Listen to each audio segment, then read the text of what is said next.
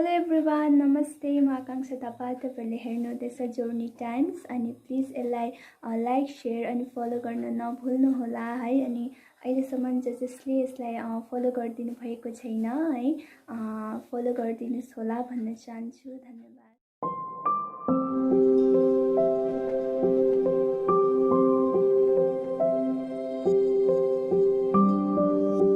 त्यो बाहेक यहाँ हाम्रो थियो आदरणीय दाजु कृष्ण पी ठटाल।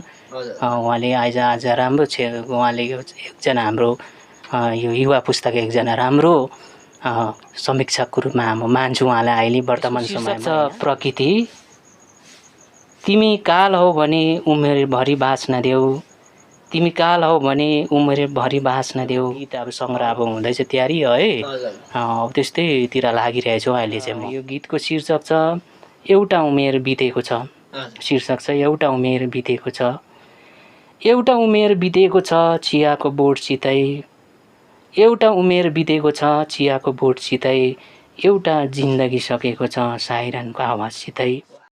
जोर्नी टाइम्स हेरेर बसिरहनु भएका सम्पूर्ण दर्शकवृन्दमा म सञ्चालक भूषण राईको नमस्कार जनाउँदै आज भने जोर्नी टाइम्स मार्फत अक्षर वाटिका कार्यक्रम लिएर हामी उपस्थित भइसकेका छौँ। र आजको कार्यक्रममा हामी एकजना यस्तो सर्जकसँग कुराकानी गर्नेछौँ जो नेपाली साहित्यमा मुक्तक विधालाई लिएर अँगालेर साहित्यमा समावेश भइसक्नु भएको।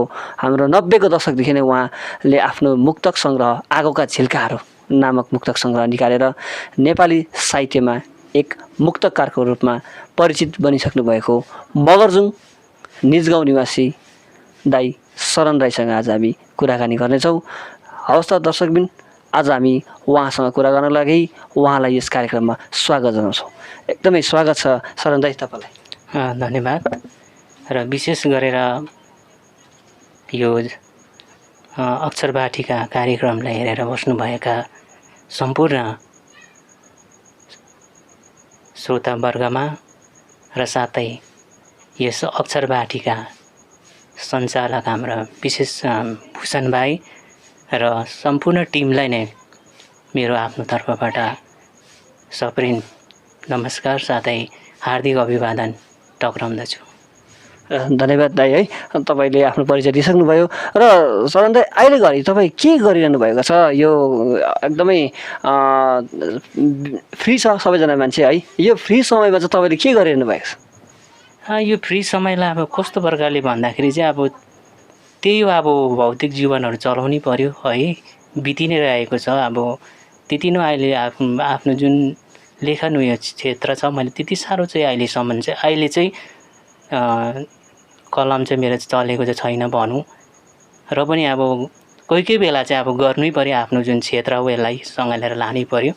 त्यसरी नै बितिरहेछ अहिले मेरो चाहिँ। भन्नुपर्दा चाहिँ केही न केही साहित्यको लागि काम चाहिँ गरि नै रहनु भएको छ। प्रत्यक्ष होस् परोक्ष होस् गरि चाहिँ रहनु भएको छ। हजुर हजुर, त्यो पक्कै नै हो। र है तपाईँले ठ्याक्कै भन्नुपर्दा नेपाली साहित्यमा, भारतीय नेपाली साहित्यमा तपाईँले कलम चलाउनु भएको चाहिँ के कति वर्ष भयो अथवा कहिलेदेखि चाहिँ तपाईँले सुरु गर्नुभयो थाहा नि चाहिँ? यो चाहिँ अब साहित्यमा प्रवेश चाहिँ मैले कहिले दिन गरेको भन्दाखेरि चाहिँ अब हुनु त सानैदेखि नै अब साहित्य यो लेखन कला चाहिँ मलाई मनपर्ने। र म जब 7औँ 8औँ क्लासमा नागरी ब्रह्मा हाई स्कुलमा अध्ययनरत थिएँ, त्यस समयदेखि नै भाइ अब त्यति बेला चाहिँ अब त्यहाँ स्कुलबाट वाल म्यागजिनहरू, भित्ते पत्रिकाहरू भन्ने निस्किन्थ्यो, हस्तलिखित पत्रिकाहरू निस्किन्थ्यो नि। राम्रो एउटा त्यो नाम चाहिँ के भयो, सङ्गम भन्ने पटल पत्रिकाहरू निस्किन्थ्यो।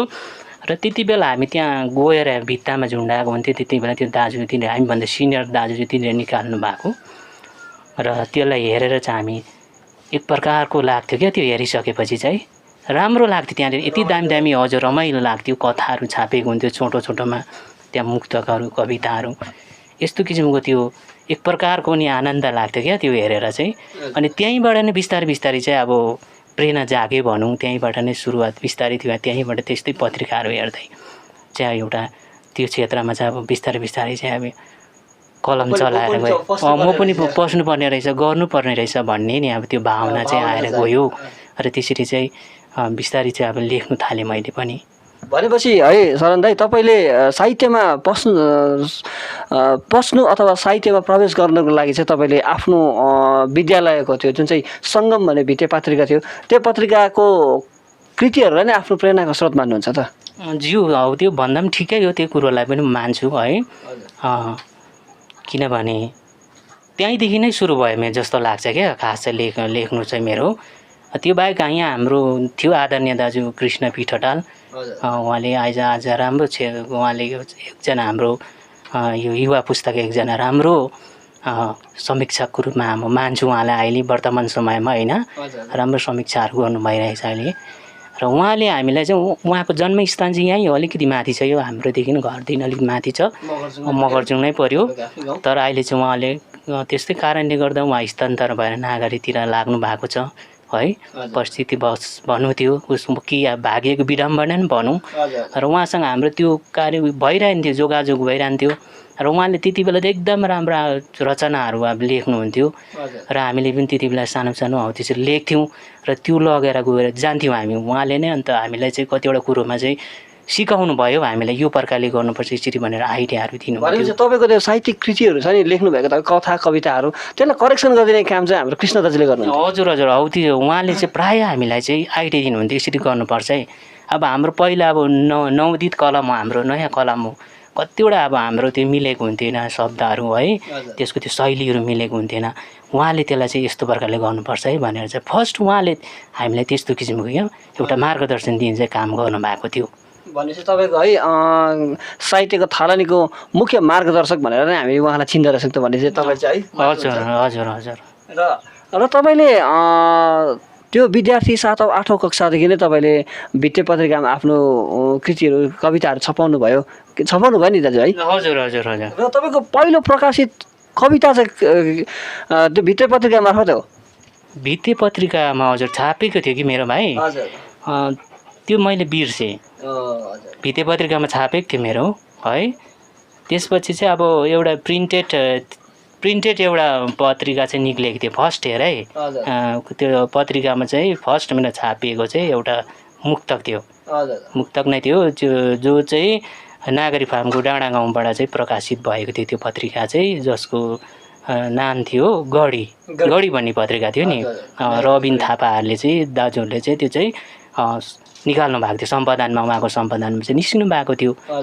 त्यसमा चाहिँ मेरो फर्स्ट एउटा प्रिन्टेड हजुर रचना चाहिँ त्यहाँनिर मुक्तको रूपमा चाहिँ छापिएको थियो। भनेपछि है तपाईँको साहित्यको जुन चाहिँ यात्रा छ त्यसमा नागरीबाट प्रकाशित हुने गढी पत्रिका पनि एकदमै तपाईँको माइलस्टोन नै भनेर हामी मान्न सक्दैछौँ, किनभने त्यहाँबाट तपाईँको पहिलो मुद्रित कृति चाहिँ प्रकाशित भयो। र तपाईँले यसरी मुक्तकलाई नै तपाईँले प्राय प्यारो गरेको देखियो, किन माया गरेको देखियो, किनभने तपाईँको पहिलो मुद्रित कृति पनि तपाईँको मुक्तक नै निक्ल्यो। फेरि पछाडिबाट आएर तपाईँको पहिलो प्रकाशित कृति नै भनौँ है मुक्तक सङ्ग्रह नै आयो। र यो मुक्तक सङ्ग्रह जुन चाहिँ हामीले 90को दशकमै हामीले पाएका थियौँ, आगोका झिल्काहरू भन्ने होइन। र यो आगोका झिल्काहरू एउटा एकदमै प्रभावशाली नाम छ नि यसमा, आगोका झिल्काहरू। यो के कसरी चाहिँ तपाईँले यसको नामकरण चाहिँ कसरी गर्नुभयो आगोका झिल्काहरू? यो चाहिँ अब त्यस्तै प्रकारले लेख्दै जाँदा चाहिँ आयो भाइ अचानक क्या। युवा अवस्थामा अब एउटा जोस थियो होइन, निकाल्नुपर्छ केही गर्नुपर्छ, सबैले नै गरिरहेछ साथीहरूले है, केही न गर्नुपर्छ आफूले पनि भन्ने किसिमको भित्रबाट भावना आउँथ्यो है। त्यही अनुसार नै त्यो अचानक त्यो नाम आयो। त्यो एक दिन मैले लेख्दै थिएँ बसेर है, त्यो मुक्तक पनि सकेको थिएँ। यसको शीर्षक चाहिँ यो राख्दा ठिक हुन्छ होला हौ भनेर चाहिँ मैले ठक्कै आगोको झिल्काहरू भनेर राखेँ है। पछिबाट त्यहाँ अरू मुक्तकहरू पनि कलेक्सन हुँदै गयो, बनाउँदै गएँ मैले। त्यहाँदेखि चाहिँ पछिबाट त्यो यही शीर्षकमा राख्दा चाहिँ एकदम बेस्ट होला मुक्तक है सङ्ग्रह भनेर चाहिँ मैले त्यो मुक्तक सङ्ग्रहको नाम चाहिँ मैले त्यसरी आगोका झिल्काहरू राखेका थिएँ भाइ। र त्यो आगोका झिल्काहरू मुक्तक सङ्ग्रह है, र तपाईँको नामबाट नै एकदमै यति साह्रो प्रभावित एकदम स्ट्रङ छ नि यो आगोका झिल्काहरू, र जो तपाईँको एकदमै सफल पनि भयो र एकदमै पाठकहरूले रुचाए पनि। र त्यहाँदेखि पछि चाहिँ तपाईँले कुनै कृतिहरू निकाल्नु भएन जस्तो लाग्छ नि?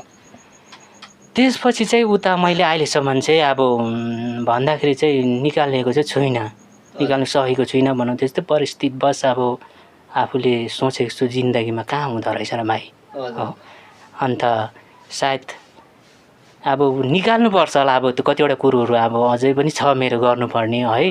त्यो एउटा प्रकाशोन्मुख कृतिहरू छ, एउटा गीत सङ्ग्रह छ मेरो, गीत सङ्ग्रह छ, त्यसलाई चाँडै निकाल्नुपर्ने मेरो भइरहेको छ। हुन चाहिँ त्यो अब 2015मै मेरो डिटिपीहरू भइसकेको थियो है। अब त्यस्तै अब परिस्थितिवश मैले त्यसलाई अहिलेसम्म चाहिँ अब प्रकाशन चाहिँ गर्नु सकेको छुइनँ। अब केही दिनपछि चाहिँ सायद त्यो हुन्छ जस्तो मलाई लागिरहेको छ। एकदमै है, तपाईँको यो गीति सङ्ग्रह जुन चाहिँ छ त्यो एकदमै चाँडोभन्दा चाँडो निक्लियोस् भन्ने हामी कामना गर्छौँ र जर्नी टाइम्सको टोलीबाट पनि तपाईँलाई अग्रिम बधाई पनि शुभकामना पनि दिन चाहन्छु कि तपाईँको जुन चाहिँ गीति सङ्ग्रह तपाईँले एकदमै डिटिभी सभामा गरेर राखिरहनु भएको छ है। चाँडोभन्दा चाँडो प्रेसमा गएर हामीसँग पाठकहरू समक्ष चाहिँ आओस्, फेरि शरण राईको कृति हरेक साहित्यिक प्रेमीहरूको घर घर पुगोस् भन्ने हामी कामना राख्दछौँ। र त्यसरी नै तपाईँले अरू अन्य कृतिहरू पनि, कविताहरू, कथाहरू पनि रेडी गर्नुभएको छ कि लेख्नु हुँदैछ कि अहिले? खै त्यो अरू त भाइ के अरे कथाहरू त अब एक दुईवटा चाहिँ लेखेको थिएँ मैले। त्यो सायद प्रकाशित पनि भएको थियो कुन कुन पत्रिकाहरूमा है। 2-3वटा कथाहरू लेखेको थिएँ मैले। त्यहाँदेखि पछिबाट त्यसलाई कतिवटा अब म लेखेको छु। अब त्यसलाई चाहिँ अब के अरे अब त्यतिकै फाइलमै छ अहिलेसम्म भन्दा चाहिँ पाण्डुलिपि रेडीमा हजुर छ। अनि त्यसपछि चाहिँ अब एउटा गीत अब सङ्ग्रह अब हुँदैछ तयारी है। अब त्यस्तैतिर लागिरहेको छु अहिले चाहिँ म। र दर्शकवृन्द, आज भने हामी मगरजुङका एकजना एकदमै मेहनती साहित्यकार, कवि, कथाकार, मुक्तकार शरण राईसँग बात गरिरहेको छौँ भने, कुराकानी गरिरहेको छौँ भने उहाँको मुखारबिन्दबाट हामी सुनिसक्यौँ कि उहाँको एउटा गीति सङ्ग्रह एकदमै तयारीमा छ र कुनै पनि समय अब एकदमै चाँडोभन्दा चाँडो उहाँले प्रकाशित गर्ने उहाँले आफ्नो वचन दिइसक्नु भएको छ भने आज हामी उहाँसँग कुराकानी गरिरहेका छौँ। र उहाँ एकजना सफल कवि पनि हुनुहुन्छ र उहाँसँग हामी धेरै कुराकानी गर्नेछौँ। र तपाईँ एकजना कवि पनि भएको हैसियतले है सर, अन्त तपाईँले आज हाम्रो यो जर्नी टाइम्सको अक्षर वाटिका हेरेर बसिरहनु भएका दर्शकवृन्दलाई एउटा कविता सुनाइदिनुहुन्छ कि? कविता भन्दा कविता त के भने भाइ, अब यही मेरो पुरानो के अरे आगोका झिल्काहरूभित्रबाटै है यो फुटकर कविता छ। यसको शीर्षक रहेछ प्रकृति। यसलाई म राख्न चाहन्छु यहाँनिर। यसको शीर्षक छ प्रकृति। तिमी काल हौ भने उमेरभरि बाँच्न देऊ, तिमी काल हौ भने उमेरभरि बाँच्न देऊ, भल हौ भने मलाई नबगाऊ, भल हौ भने मलाई नबगाऊ, पहिरो हो भने बाटो चाहिँ जोगाऊ, पहिरो हो भने बाटो चाहिँ जोगाऊ, आँधी हो भने झोपडी नभत्काऊ, आँधी हो भने झोपडी नभत्काऊ, बाढ हो भने साँगो कहिले नभत्काऊ, बाढ हो भने साँगो कहिले नभत्काऊ। अति नै मिठो मुक्तक है उहाँको सुन्न पायौँ। एकदमै धन्यवाद। बाढ हो भने साँगो कहिले नभत्काऊ, एकदमै अन्तिम लहर एकदमै प्रभावशाली मिठो लाग्यो है। र आजको यस कार्यक्रममा हामीसँग कुराकानी गर्दै गर्दा भए पनि दर्शकवृन्द, आज हामी यो जर्नी टाइम्सको अक्षर वाटिका कार्यक्रममा 2 मिनटको हामी ब्रेक लिन चाहन्छौँ। कतै नजानु होला, यो ब्रेकपछि हामी अवश्य कुराकानी गर्नेछौँ। Follow Craftastic Me on Instagram and order handcraft earrings, kitchens and paper crafts, room decors, wedding cards and greetings. Contact or do WhatsApp on 9547 406498 for more details. Do subscribe, like, comment and share online media Johnny Times for news and other updates. Contact 8436 309890 9733306831 for news and advertisement. Journey टाइम्समा अक्षर वाटिका कार्यक्रम हेरेर बसिरहनु भएका सम्पूर्ण दर्शकवृन्दमा म सञ्चालक भूषण राई फेरि एकपल्ट हजुरलाई स्वागत जनाउँदै आज भने हामी कुरा गरिरहेका छौँ मगरजुङ निजगाउँ निवासी मुक्तकार, कवि, कथाकार, हाम्रो एकजना कुशल सम्पादक, गीतकार। उहाँ एकदमै बहुप्रतिभाका धनी हुनुहुन्छ। उहाँले धेरैवटा साहित्यको विधामा कलम चलाइरहनु भएको छ। उहाँ एकजना कुशल नाटककार पनि हुनुहुन्छ। उहाँको नाटकहरू यहाँ गाउँले मञ्चतिर मञ्चन पनि भइसकेको छ भने उहाँ आज भने ओझेलमा परेको हामी महसुस गरिरहेका छौँ र उहाँसँग हामी केही कुराकानी गर्दैछौँ। अवस्था दर्शकवृन्द, उहाँले हामीलाई एकदमै मिठो छोटो मुक्तक सुनाइहाल्नुभयो प्रकृति सम्बन्ध र उहाँको एकदमै प्रभावशाली मुक्तक हामी आगोका झिल्काहरूबाट सुनेका छौँ भने अब उहाँसँग हामी अन्य कुराहरू गर्नेछौँ र जीवनको धेरैवटा कुराहरू गर्नेछौँ उहाँसँग र लौ त हामी उहाँसँग बात गर्दैछौँ र उहाँलाई अर्को प्रश्न हामी तेर्साइरहेका छौँ र है शरणदा तपाईँसँग कुराकानी गर्ने क्रममा तपाईँको एकदमै मिठो हामीले आगोका झिल्काहरूबाट एउटा मुक्तक त सुन्न पायौँ एकदमै हामी हर्षित छौँ खुसी छौँ तपाईँको यति मिठो मिठो गीतहरू मुक्तकहरू छ र यो मुक्तकहरू सँगसँगै त हामीले कहीँ कतै सुन्न आउँदा तपाईँ एकजना सम्पादक पनि हुनुहुन्छ र तपाईँले धेरैवटा केही कति पत्र पत्रिकाहरू सम्पादन पनि गरेको हामी सुनेका छौँ र यो के कति सत्य हो त कृष्ण दा? सही कुरो हो भाइ यो चाहिँ किनभने अब एक समयमा अब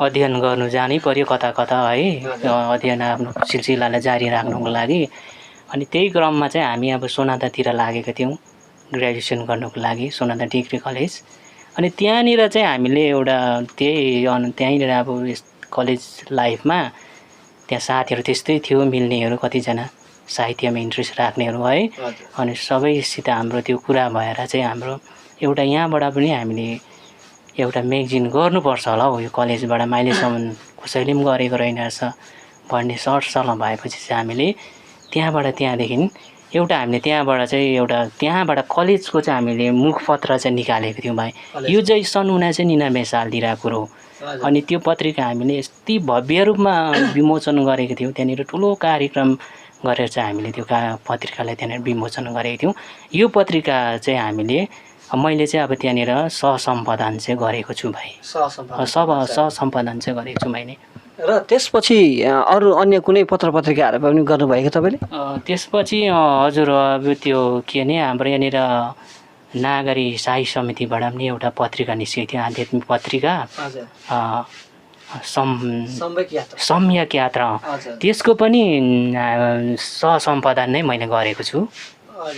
भनेपछि तपाईँ आध्यात्म क्षेत्रमा पनि अलिकति अग्रसर हुनुहुन्छ भन्ने कुरो त्यो तपाईँको यो सम्यक यात्राको सहसम्पादनले हामी बुझ्छौँ नि। हजुर हजुर हजुर भनेपछि तपाईँ साहित्य सँगसँगै आध्यात्मलाई पनि एकदमै अँगालेर हिँडिरहनु भएको छ है र तपाईँले कहीँ कतै सुन्दाखेरि जीवनको कुनै मोडमा युवा अवस्थामा भनौँ तपाईँले नाटकहरू पनि रचेको र त्यो नाटकहरू मञ्चन गरेको पनि हामी सुनेका छौँ नि यही गाउँको कुनै एउटा मञ्चतिर सरस्वती पूजाको मञ्चतिर होस् चाहे जेमा होस् र तपाईँ एकजना कुशल नाटककारको रूपमा हामी चिन्छौँ र के कतिवटा नाटकहरू रच्नुभयो त तपाईँले? नाटकहरू त भाइ अब त्यो थुप्रैवटा लेखिएको थियो है जस्तो कि अब साथीहरूले भन्थ्यो के अरे हामीलाई बोलाएको छ प्रोग्राम गर्नु लागि दारी गाउँतिर फल्ना गाउँतिर त्यहाँ लैजाउँ न एउटा बनाउँ न हौ भनेर भन्थ्यो त्यसरी चाहिँ अब 2-3वटा भनौँ त्योभन्दा ज्यादै पनि होला कतै यस्तो किसिमको नाटकहरू चाहिँ मैले बनाएको छु है यहाँ गाउँमा पनि त्यस्तो नाटकहरू चाहिँ हामीले सानोतिनो नाटकहरू लघु नाटकहरू चाहिँ बनाएर चाहिँ हामीले चाहिँ त्यति बेला चाहिँ मञ्चन गरेको थियौँ भाइ त्यो समय चाहिँ। र तपाईँले नाटक रच्नु मात्रै हुन्थ्यो कि तपाईँ नाटकमा अभिनय पनि गर्नुहुन्थ्यो? मैले अभिनय चाहिँ कहिले पनि गरिनँ है खालि लेख्थेँ म त निर्देशकहरू गर्थेँ मैले डाइरेक्सनहरू साथीहरूलाई त्यहाँ सिकाउँथेँ भाइ बहिनीलाई र यसरी चाहिँ मञ्चन गर्ने कतिवटा अब गरेको थियौँ हामीले यसरी प्रोग्रामहरूतिर। र डाइरेक्सन पनि गर्नुभयो है नाटक पनि लेख्नुभयो निर्देशन पनि गर्नुभयो अभिनय गर्नु भएन नि त्यसको पछाडि चाहिँ के तपाईँको लजारु स्वभाव हो त? होइन भाइ त्यस्तो त सायद अब के भने अब आफ्नोमा हुनु पनि पर्यो त्यो है सबै गुणमा अब सम्पन्न हुँदैन कलामा होइन त्यो ट्यालेन्ट पनि हुनु पर्यो नि त अब त्यो कुनै क्षेत्रमा त्यहाँ मञ्चमा निस्केपछि त्यो अनुसारको त्यहाँ हामीले दिनु पर्यो अब त्यो सबै कुरोमा चाहिँ अब आफू चाहिँ पोख्ता चाहिँ भएको जस्तो मलाई लागेन हौ क्या त्यो क्षेत्रमा चाहिँ त्यही कारणले गर्दा चाहिँ म त्यो अभिनय क्षेत्रमा चाहिँ कहिले गरिनँ मैले चाहिँ पछाडिबाटै काम गर्नुभयो? पछाडिबाट नि पर्दा मञ्चमा आएर चाहिँ कहिले पनि अभिनय गर्छ हजुर चाहनु भएन। र अहिले घरि तपाईँको चाहनेवाला तपाईँको फ्यानहरू तपाईँको कृतिहरूलाई मन पराएर बस्ने साहित्य प्रेमीहरू भनौँ है उहाँहरूले मगर्जुङको शरण राई ओझेल नपरे भन्छ नि उहाँले साहित्यमा काम गर्नु छोड्दैछ कि उहाँले साहित्यमा एकदमै आउनु छोडेको छ भन्छ नि उहाँहरूको त्यो भनाइले चाहिँ तपाईँ के कति समर्थन गर्नुहुन्छ? अब यस्तो नि भाइ यो कुरोमा चाहिँ कि अब मान्छेले भनेको जस्तो कहाँ हुन्छ र केही न केही अब त्यस्तो परिस्थितिहरू आउँछ बिचमा गएर होइन त्यसलाई अब कन्टिन्यू दिनु सक्दैन कतिवटा है अब त्यस्तै भाग्यमा नि अब लेखकहरू हुन्छ जसको मात्रै अब उहाँहरूले कन्टिन्यू दिनु पाउँछ त्यस्तै अब सबै कुरो परिस्थितिहरू मिलेको हुन्छ तर हामी त अब सबै कुरो नै अब सबै कुरोलाई हेरेर अघि बढ्नु पर्यो है त्यस्तो थुप्रै कारणहरू छ बिचमा गएर अब ब्रेक हुनुमा है र पनि मैले लेख्नु छोडेको छुइनँ नि अब लेखि नै रहेको छु मैले भित्रभित्र हो तर अब बस यति नै अब ठुल्ठुलो प्रोग्रामहरूतिर चाहिँ म अहिले चाहिँ जानु चाहिँ सकेको छुइनँ हो भ्याएको छुइनँ त्यति नै हो त्यसले गर्दा साथीहरूले चाहिँ अब किन आउँदैन जेलमा परेर गए शरण भनेर भन्छन् होइन र है तपाईँले छोडेको पनि होइन तपाईँले काम चाहिँ गरिरहनु भएको छ र खालि यति मात्र हो कि स्पिड मात्रै कम्ती भन्नु पऱ्यो नि अहिले है स्पिड चाहिँ एकदमै कम्ती राइट राइट र पनि स्पिड अब तपाईँलाई लाग्दैन मैले अब म यतिको पुगिसकेँ उमेर मैले यति 90को दशकमा एउटा कृति निकालिसकेको मैले अलिकति मेरो साहित्यमा स्पिड बढाउनुपर्छ म अलिकति साहित्यमा अलिकति बेसी काम गर्नुपर्छ होला तपाईँको अनुभव गर्नुभएको छ नि अहिले त्यो त सही कुरो नि किनभने अब जति अब एजहरू बित्दै गयो यति बेलासम्म अब मैले धेरैवटा निकालिसक्नु पर्ने होइन चाहेको नै भएदेखि अब तर त्यस्तै र त भाइ अब कतिवटा आफ्नो आफ्नो त्यो व्यवस्थाहरू हुँदो रहेछ है अनि त्यही कारणले गर्दाखेरि चाहिँ अब हामी चाहिँ अलिकति पछि परिरहेको छौँ जस्तो लाग्यो मलाई क्या हजुर हजुर जेलमा परिरहेको र तपाईँले कविता मुक्तक कथाहरू पनि रच्नुभयो है र अहिले भर्खर मात्रै आफूले नै भन्नुभयो तपाईँको मुखारबिन्दबाट भन्नुभयो कि मैले गीत ती सङ्ग्रह रेडी गरिरहेको छु भन्ने र तपाईँलाई मुक्तक एकदमै छोटो छोटो आकारमा भन्दाखेरि एकदम छोटो छोटो हुन्छ र गीत अलिकति लामो अलिकति अनुप्रासहरू मिलेको र अलिकति गीतमा सट्टै आउँदाखेरि अलिकति असुविधा भएन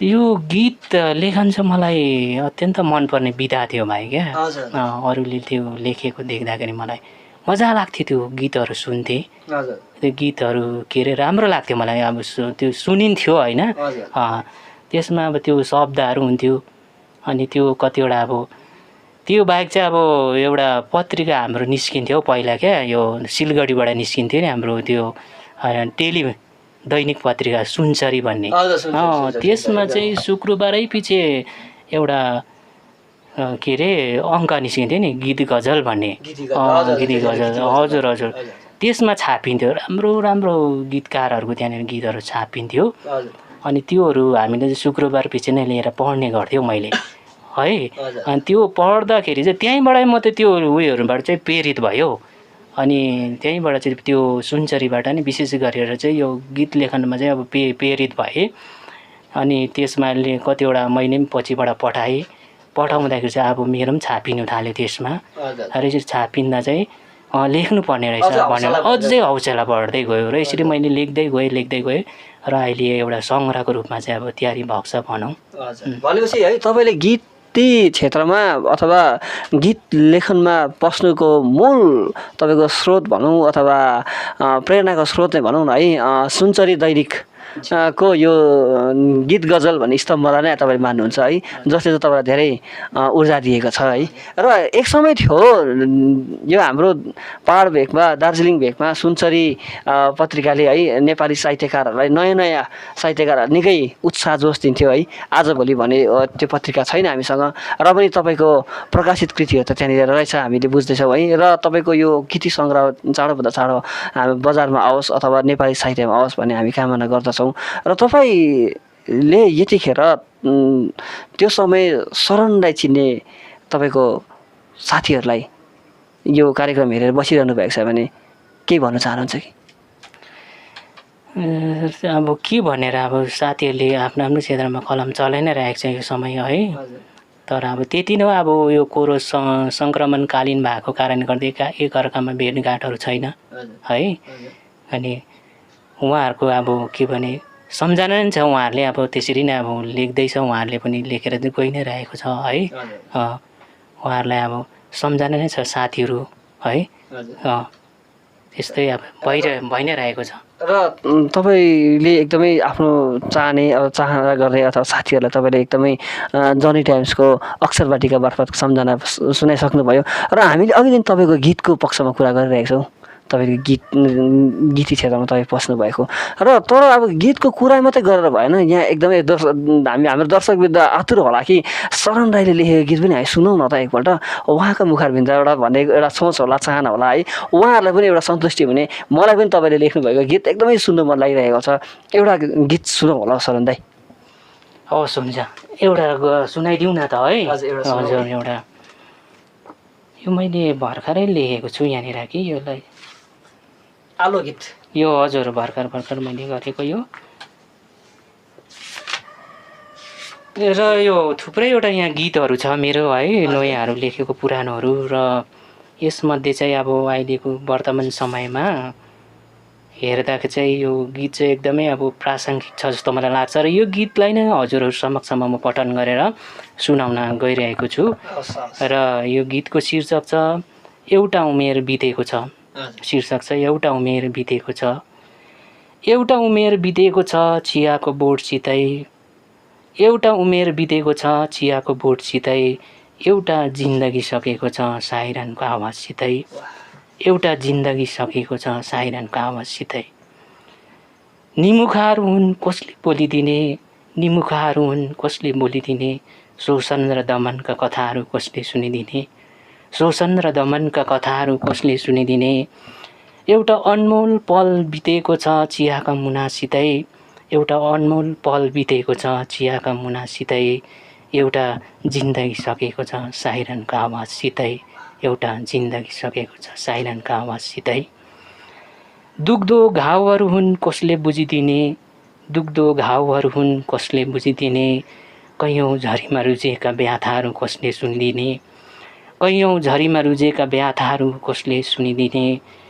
एउटा वैश बितेको छ चियाका बुट्टासितै, एउटा वैश बितेको छ चियाका बुट्टासितै, एउटा जिन्दगी सकेको छ साइरनको आवाजसितै, एउटा जिन्दगी सकेको छ साइरनको आवाजसितै।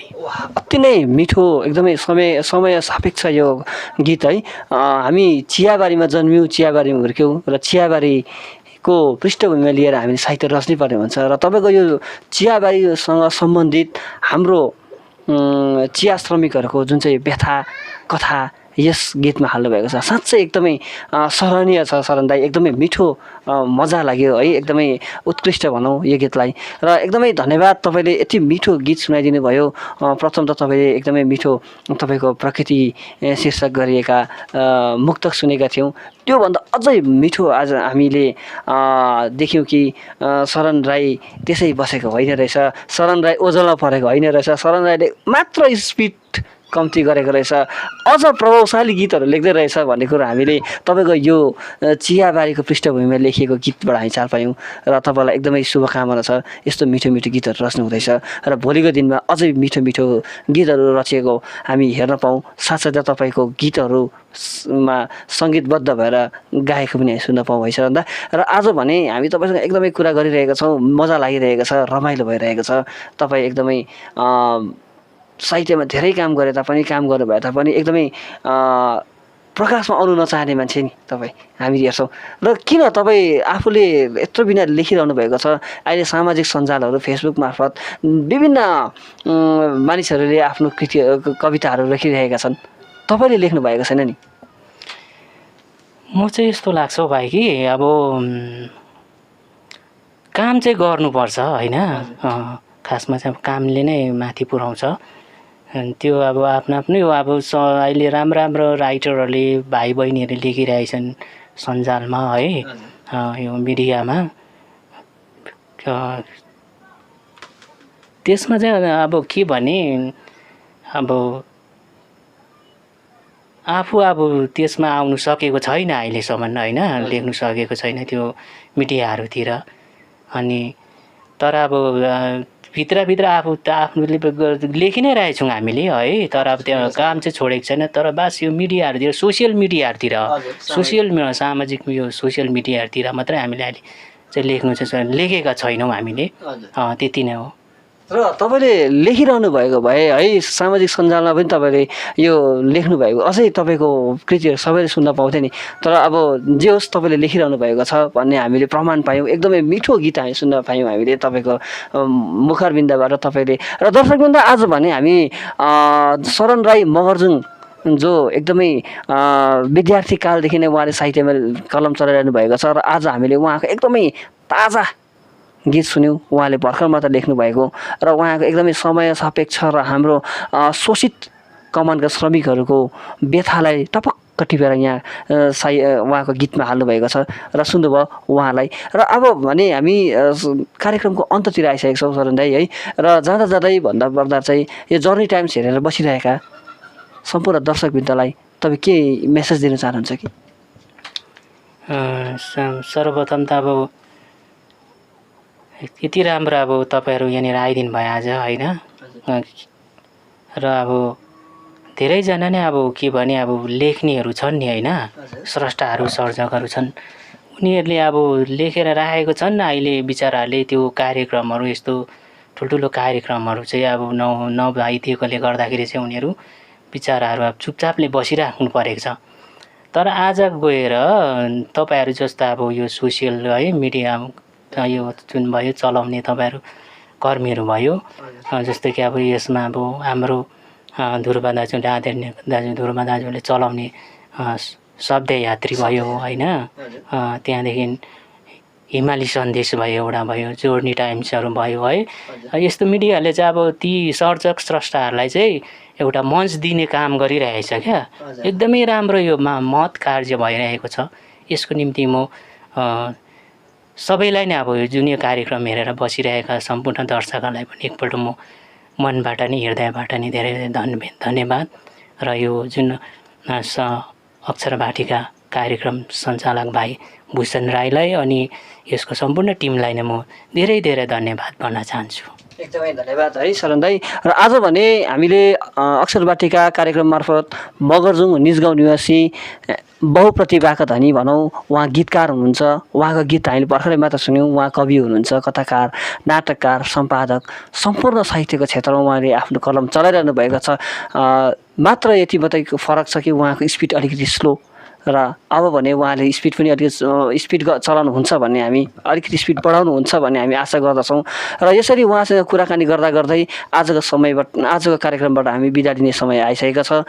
र भोलिको दिनमा यस्तै साहित्यकारहरू यस्तै सर्जकहरूसँग हामी कुराकानी गरिनेछौँ र भोलिको दिनमा नयाँ साहित्यकार नयाँ सर्जकको खोजीमा हामी जानेछौँ। र भोलि हामी नयाँ साहित्यकारहरूसँग कुराकानी गर्ने क्रममा हजुरहरूसँग भेट हुने नै छ। र आजको लागि भने हाम्रो यस अक्षर वाटिका कार्यक्रम मार्फतमा मलाई साथ दिने क्यामेरामा साथ दिइरहने भाइ विवेक सार्की साथै म सञ्चालक भूषण राई अनि हाम्रो आजको सर्जक शरण राईज्यूलाई पनि बिदा दिनुहोस्। हवस् त, धन्यवाद।